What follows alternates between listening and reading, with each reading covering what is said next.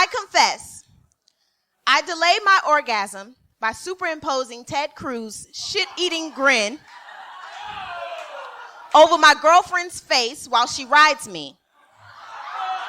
But sometimes it doesn't work. BedPost Confessions is an Austin, Texas-based live show featuring smart storytelling and anonymous confessing. Stories heard at BedPost Confessions, as well as sister shows Unspoken and Confess, all explore themes of humor, vulnerability, and emotional justice on varying topics. No matter the topic, the highlight of any BedPost productions is the participation of the audience members sharing their own secrets in the form of anonymous confessions, which are read aloud during the show. I want to start this off by saying I love sex. I love sex. I really do. The way it feels, the way it sounds, smells, tastes. Goodness. Yeah, I love sex. It's so easy. Sex. I mean, for me, I don't know what your situation is. Despite how I got here or experienced it for the first time. I remember my mom having to ask me if I was pregnant. I remember her telling me she wanted me to finish experiencing being a child, a teenager, a young woman that goes to college, is in college, and can be whatever I want without adding to my own struggle of being black and a woman. I remember her asking what I think about terminating the pregnancy. That's the word she used. Terminated. As in end, finish, discontinue. Like there was an epilogue inside of me. We drove past all the flowers on Fannin Street in their last bloom. The building looked like a small prison for pregnant girls with numbers on our bellies, and the nurses looked at me like I was another disappointment. The nurses at the clinic looked the same, faces all wilted without smiles, some old pity for new faces. The nurses spoke to my mother. I remained the disappointment.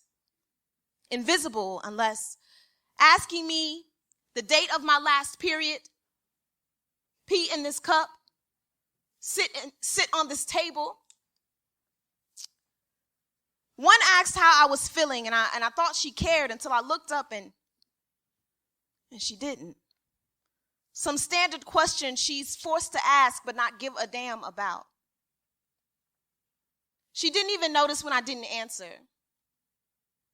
I spoke in dress crumble, making just enough of a kerfuffle for someone to know I was alive. How to end it all? Be uncomfortable. Try and get comfortable. Give up on anyone trying to make sure you're comfortable. Lie on your back. Fall into a dream. Try to dream forever. Wake up, fade. Wake up, fade. Wake up, fade. Feel your feet in stirrups. Open wide. Try and speak. Try and say something, anything, everything, nothing. Go numb. Wake up, fade. Wake up, fade. Wake up, fade. You're supposed to be sleeping, not feeling anything. Dream of a man with long arms, metal arms, and clamps for hands. Pull yourself from yourself. Separate. Swell your mouth, your heart, your uterus. First with blood, then with tears. Reach for something. Come here. Come here, give it to me. Reach for your joy or nothing. Reach for your hope or nothing. reach for your decision, and the tugging makes the room go white, and the voices whisper. No one's smiling. No one's happy about your choices. The room smells like morning. It's okay. It's okay. It's okay. Say your name. Come back to yourself. Wake up, fade. Wake up, fade. Wake up. Say your name. Hold your bellies empty. It's weird. You're not going to leave with anything but a poem and a short story. Go home. Go back to sleep. Try and get comfortable. 14 days later, the same nurse who asked how I was doing without looking at me to see how I was doing asked me again. This time, I burned my eyes into the side of her face until she felt warm. Looked up at me, and we began the game of who's going to look away first. Ebony wins ultimate death stare, 1,200 to none, bitch.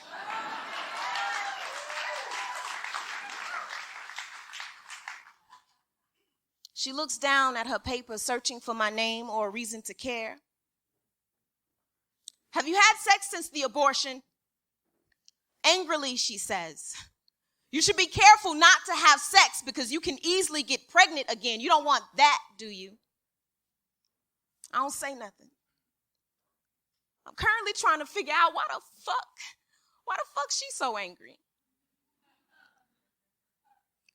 Like she had sex for the first time and got pregnant. Like her boyfriend lied to her. Like she disappointed her mother. Like she had to go back to school the next week after a spring break with reasons to drink without a party and do homework and pretend to be a regular teenager again. I respond with silence as a defense. She understands what I mean. But in case she didn't get it, I close my fist.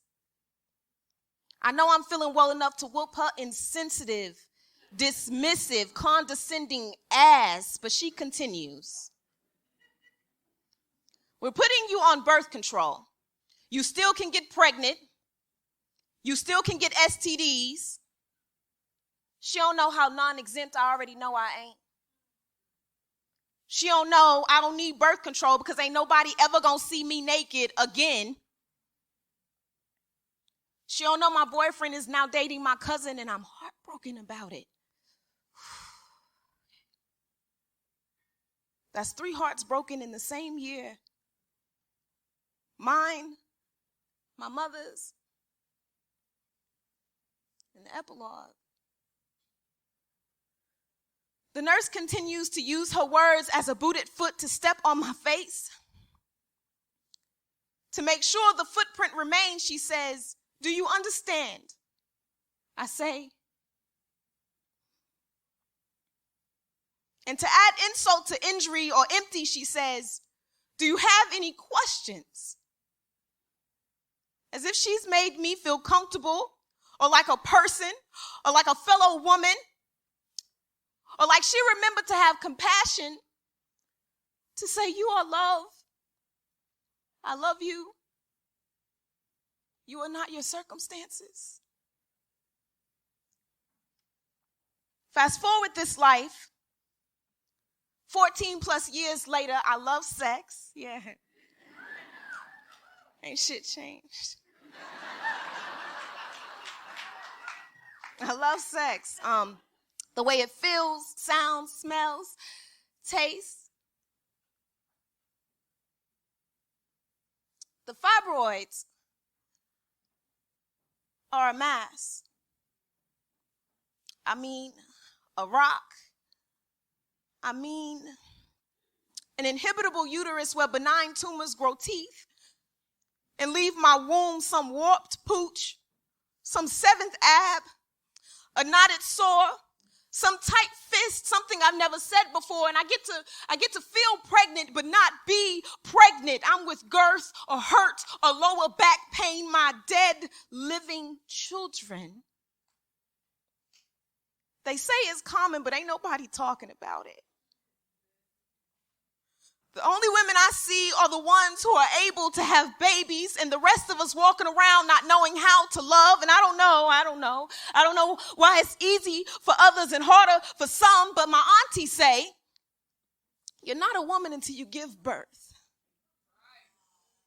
Another one say, a woman will never know love until she give birth. So my 18-year-old cousin is a woman and I'm not. My 23-year-old cousin know how to love and I don't. You know, sometimes when you have sex, you don't have to think about anything. To remove the fibroids, one must be put under, have surgery, and wake up numb. One must be left with a cesarean-like scar cut from hip to hip with no baby to hold afterwards. One must learn how to pick things up without bending.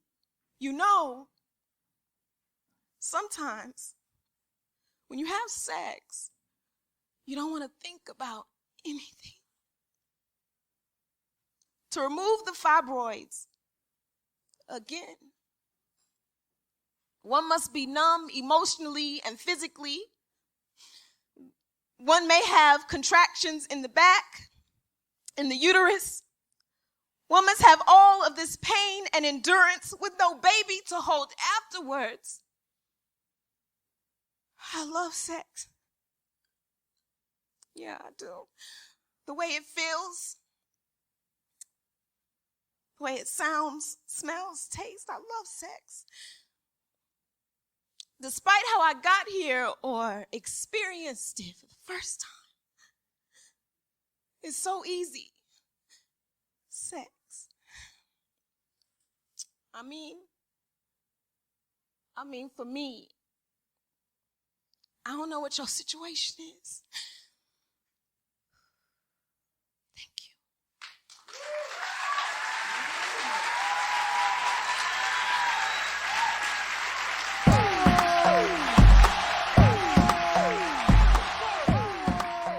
BedPost Confessions is produced by Julie Gillis, Mia Martina, and Sadie Smythe. Audio production is by Ian Danskin. Confess with us at bedpostconfessions.com. Until next time, we will leave you with a few other confessions from the audience. All right, Ebony, I don't know if this one's real, so I want you to make the judgment call. I confess, my girlfriend and I came at the same time, which already that's amazing. Woo! While spinning weightless underwater scuba diving. She even screamed so loud through the regulator that she could be heard underwater. Thanks, waterproof lube. That's all you're giving thanks to? Like, that's like a magical thing that just incredible. Happened. That should be on National Geographic. Right? I confess, in person, I am here with you for this. This has happened to me before as well, so you are not alone. I confess, I farted last time I was climaxing, and a guy was going down on me. Oh. No, fuck all of you. Yeah. You don't have no control over that shit. No. You loose right now, goddamn. Loose. If they stayed there, they a real motherfucker. Yes. Yes.